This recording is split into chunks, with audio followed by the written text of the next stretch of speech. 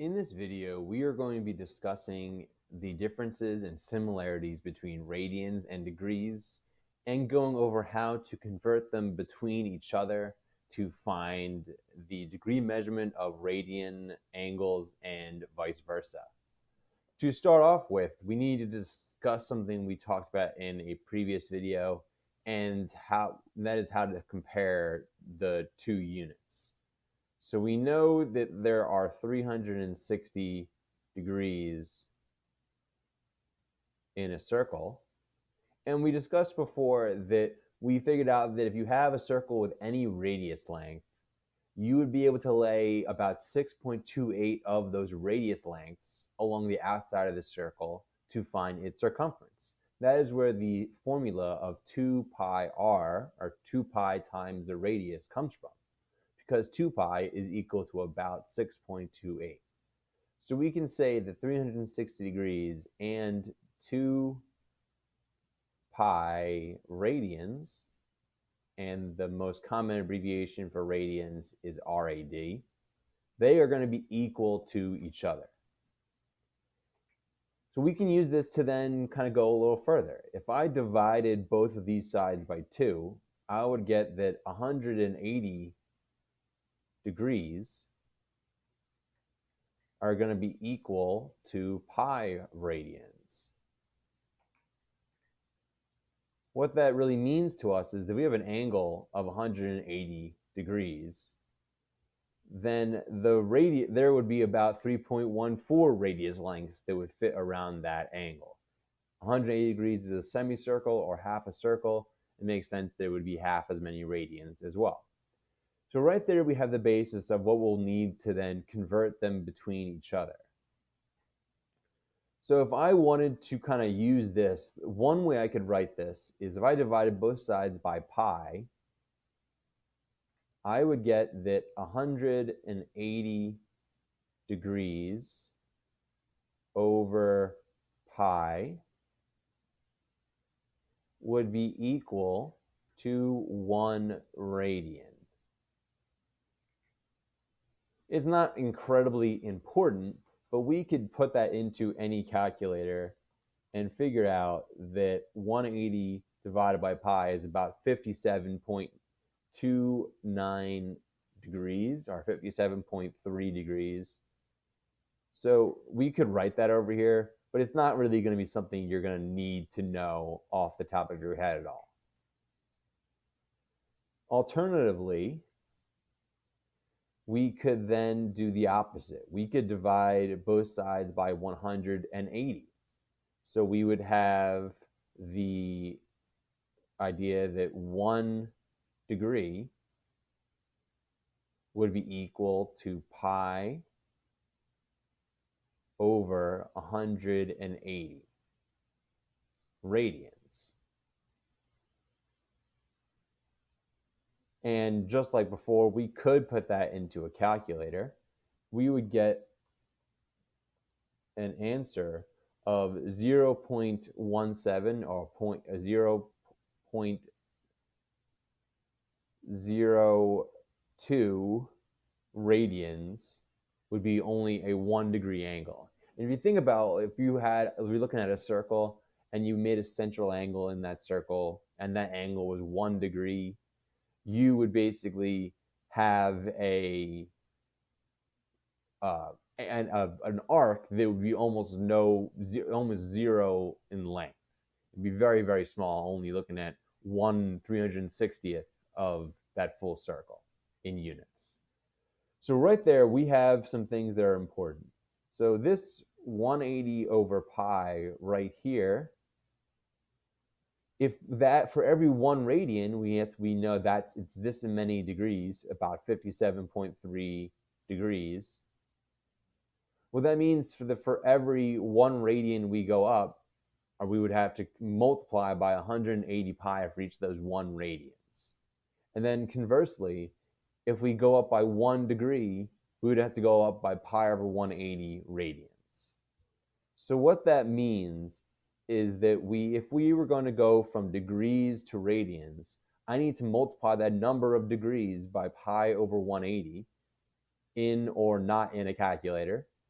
And then the opposite, if I wanted to go from radians to degrees, I would just need to multiply by 180 over pi. And you could set that up as kind of a unit conversion like you might see in a chemistry class, or just do some simple multiplication with fractions like you would do in any other math class. Now let's put this into our notes. To convert radians to degrees, you are going to multiply by 180 over pi. And since this is a fraction, we want to put that in parentheses.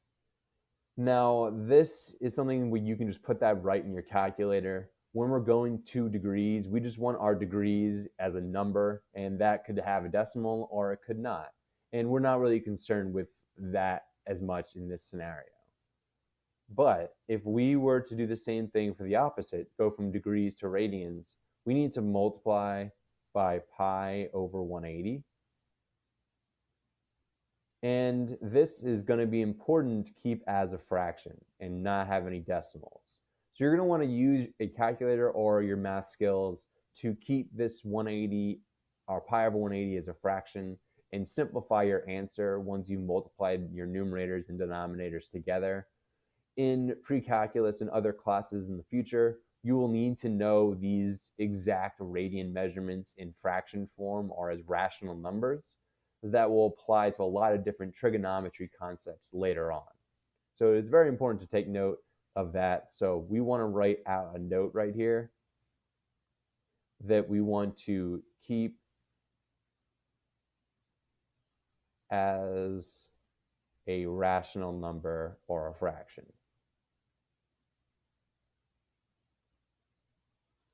In addition, we also want to keep that pi involved, because the pi is really what is going to make it into something that's going to be related to radians.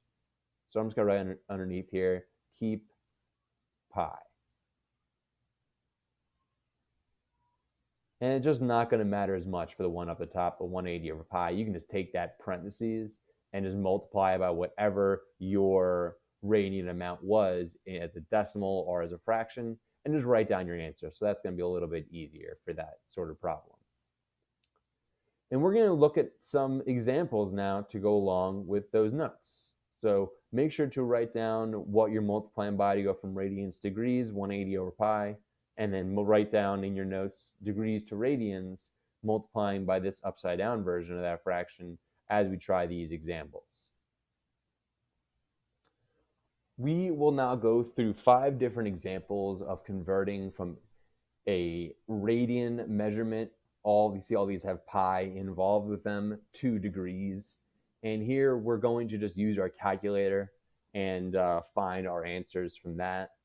And depending on who you are, you may use more or less of the calculator part. So look at the number 1. If we have 2 pi over 3,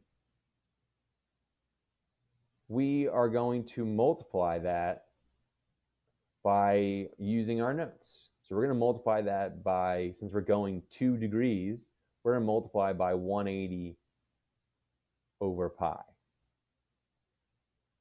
So you'll see that just based on what I have right here, if you think about how fractions work, well, I could try to cancel out some things or divide out some things in the top and the bottom, since this is all multiplication. The first thing I would do to simplify this would just be cross out the 2 pi values, since it's on the top and the bottom. That should be a good hint that you are going to be going to degrees, or what to use to go to degrees, because we're trying to get rid of the pi value since degrees don't have pi involved. So if you have pi in the numerator, you want to multiply by something that has pi in the denominator, so those can get canceled out. So the 2 ways to simplify this fraction is that we can just multiply across the top and the bottom. We could also simplify more, like I could divide this 3 by 3 and divide the 180 by 3, and that would give me 60. So then all I have to do to get my answer is 2 times 60 in the top, and I would just have a 1 left over in the bottom, meaning that my answer is 120 degrees, is equal to 2 pi over 3. Moving to problem number 2, we have 5 pi over 4 that we can multiply by our tool from our notes of 180 over pi.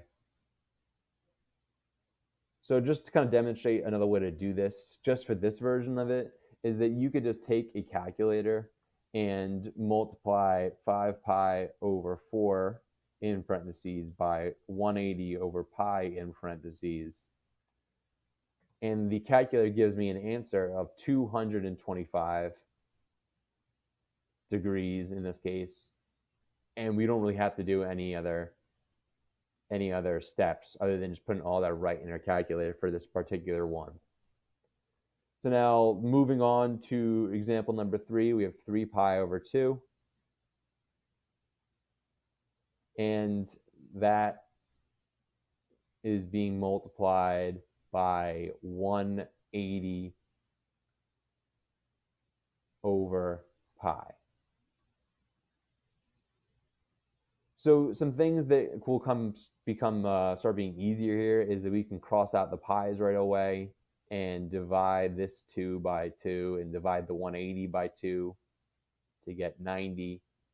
And 90 times 3 is going to equal our answer of 270. So now with this sort of thing, you can kind of look for these shortcuts. The shortcuts that I'm referring to are kind of those whole radian angles that kind of match with degrees. So you can see how we know from before that pi and 180 degrees, well, that is going to be something that is going to be easy because pi is half of 2 pi. 2 pi is 360 degrees. So I don't even have to do this. I know that that is 180 degrees. So if that's the case, if I know I did pi over 2, half of pi is going to be the same as finding half of 180. So I know right away that that is going to be equal to 90 degrees. If pi is 180, pi over 2 has to be 90 degrees. And you can remember that pi being 180 is going to be an example that's going to be useful in a lot of problems, because if you think about something like pi over 2 is 90, pi over 3 would just be 180 divided by 3, which equals 60. You could do pi over something like 6. Pi, or 180 divided by 6 is going to be equal to 30. And those are some shortcuts by just thinking about 180 and pi being the same. Last problem, we have 7 pi over 6. It's a little bit harder to convert this one than some other ones, but it's not going to be too challenging overall. So we got 7 pi over 6. We are multiplying that by our 180 over pi conversion fraction. And if I know that, I can kind of do as before, cross off my pi value, and I can divide this by 6, make it a 1, and divide 180 by 6 and make it 30. And then all I have to do is 7 times that 30 and get an answer of 210 degrees. So that's just showing all the different kind of problems you could be asked to go from radians to degrees, and it is a very straightforward process following the step of just multiplying your radian measure by 180 over pi, and then either using some fraction simplifying steps or going right to your calculator to find your answers. We are now moving on to doing the opposite operation, where we are going from degrees to radians instead. So we're going to be multiplying instead with all of these problems. We're going to be multiplying by our conversion fraction, which is pi over 180 degrees. So we're going to be using that to multiply all of these. And the key thing to remember is that when we are multiplying all of these angle measures are all over 1. We want to make it into a rational number. It's easy to multiply by the fraction we just circled up at the top. So I'm going to multiply this by pi over 180. And we can kind of put these together into one fraction of 120 pi over 180. And then depending on who you are, you might kind of put this into and have your calculator help you find the fraction. Or if you know the 120 over 180, you can simplify that all the way to 2 pi over 3.